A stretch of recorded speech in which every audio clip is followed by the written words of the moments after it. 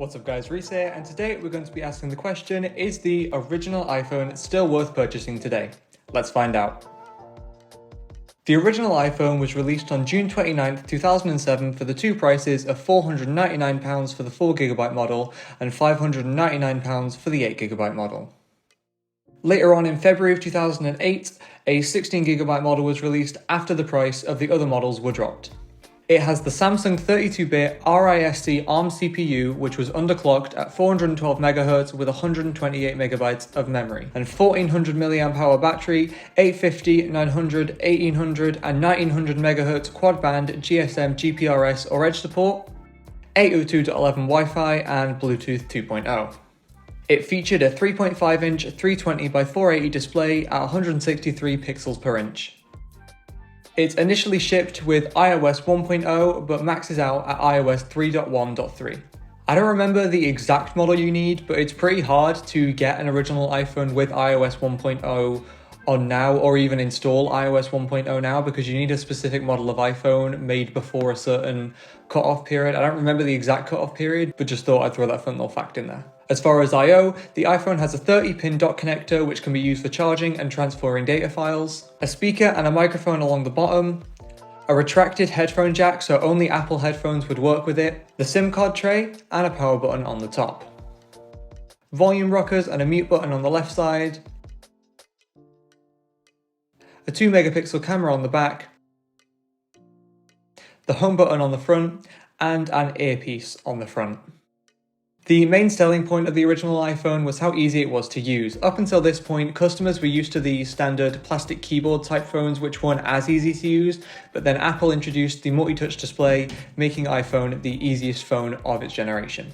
Before iPhone came into the scene, it's estimated that around 22 million phones were sold worldwide from companies such as Nokia and BlackBerry. All of these phones had plastic keyboards permanently attached to them, which caused an issue, as Steve Jobs said, "You can't run around and add a button to these things, they're already shipped." It may come as a surprise to many people that iPhone was initially dismissed after its first announcement. The then CEO of Microsoft, Steve Ballmer, said it had no chance of taking over the smartphone market, and many media outlets widely agreed with this opinion. A few weeks after the announcement of the iPhone, the famous Hello ad aired, which featured various movie scenes of very famous people saying hello, and then eventually ending with the iPhone text saying it would be released in June. Then, when June 29th rolled around and the iPhone was released, most of the reviews are pretty positive, most people saying they finally understood what all the hype was about. In 2007, around 1.9 million units of iPhone were sold. By the time Apple stopped selling the original iPhone, it had sold over 6 million units. Now, moving on to the review. Although the App Store is available on this phone, due to it running iOS 3.1.3, most apps flat out will not download. So when reviewing apps, we can really only look at the basic built-in apps and how they function in 2022. Messages is very slow. It does still send messages, but at an incredibly slow speed.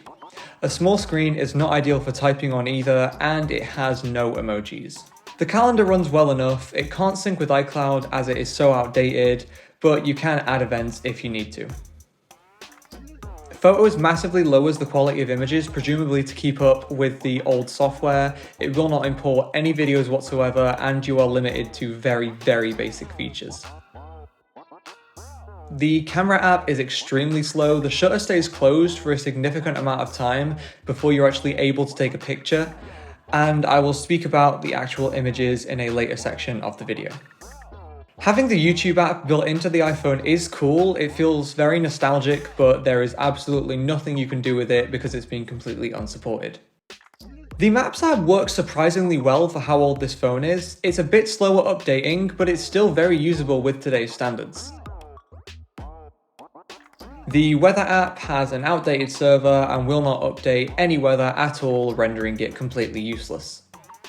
The voice recording app itself works fine, but the quality of the microphone is pretty bad, leading to very bad audio. The Notes app still works very well, but as mentioned earlier, the small screen makes it bad for typing. The Clock app still works very well. You'll get different locations from around the world and basically get everything you'd want out of a clock app. iTunes will not load at all, rendering it completely useless. The App Store will also not load at all anymore, meaning you cannot download any apps. The phone app still works very well, and I was pleasantly surprised by how good quality the calls are, and it keeps up with today's standards. The mail app would not let me sign in, saying all the servers were outdated and wouldn't let me receive any mail. Safari works, but the old Wi-Fi chip massively slows it down, making it take forever for simple websites to build like Google. The iPod app is very good for syncing music from your computer, however it would not sync movies or music videos due to outdated codec. However, I do miss the nostalgic feeling of scrolling through all that artwork, it just feels so good. The original iPhone shipped with a 2 megapixel camera, which from that statement alone should give you a pretty good idea of how the pictures are going to look. Daylight images are barely passable, most are grainy and the colours are completely off, even with the most light getting into the sensor as possible. Low-light images are terrible, as the sensor is so small, very little light is getting into there, resulting in grainy, undetailed pictures in almost every situation. As for video, this iPhone does not support video whatsoever. It was not a feature on the iPhone then. In theory, you can get video on it if you jailbreak it, but I'm not going to bother doing that as it was not an original feature to the iPhone. I was actually extremely surprised at the battery life on this iPhone. Considering it is a 15-year-old lithium-ion battery, you'll still get around 5 hours out of it on a good day.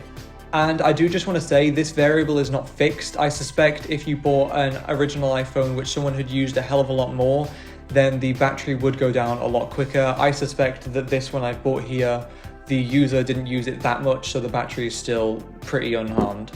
When it comes to the overall speed of the iPhone, it will not come as a surprise to you that this phone is extremely slow. Even swiping around the home screen it struggles, but what can you expect from a 412 MHz CPU? And as mentioned earlier, using the built-in apps is extremely slow due to it only having 128 MB of RAM. The maximum iOS for this phone is iOS 3.1.3. In theory, like I mentioned earlier, it will run iOS 1.0, which I would like to try for a video if you guys would be interested in seeing that, which could make it run faster, I don't know. But if you guys would want to see a video on that, let me know and I will give it a go. Now getting on to how the phone has aged. This iPhone was supported until February of 2010, giving it 3 years of support. In 2022, pretty much any app you can think of will not download, and even if it will download, flat out will not run due to how slow the old CPU in this iPhone is. Audio calls are pretty good on this end of the phone, however, if you are on the receiving end of a phone call from this iPhone, the audio sounds quite muffled and it can be hard to make out what the person is saying in most instances. Now, because these iPhones are considered collectible, the cheapest I've seen them go for is £60 on eBay. This one here I picked up for £100. It's not in the best condition. There is some scratching around the edge, which you might be able to see, but it completely works and I'm very happy with this purchase. I've had it for about 2 years now. Now, even if this phone was collectible and you could get it for a decent price, I still would absolutely not recommend using this in 2022.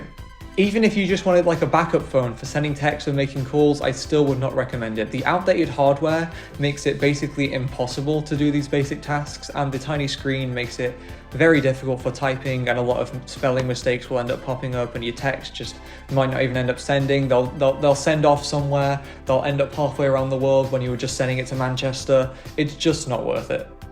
However, if you are like me and like to collect iPhones, then I would highly recommend buying one of these right now. We're at a bit of a pivotal point with this iPhone where you can get them now for around £100 to £300, but I suspect give it 5 to 10 years, that will skyrocket and they'll easily be worth £1,000 even in this condition out of the box. You can even get some now for around, I think the most expensive one I seen was 10 grand, and that was a completely factory sealed with everything, even like the Apple bag from launch day.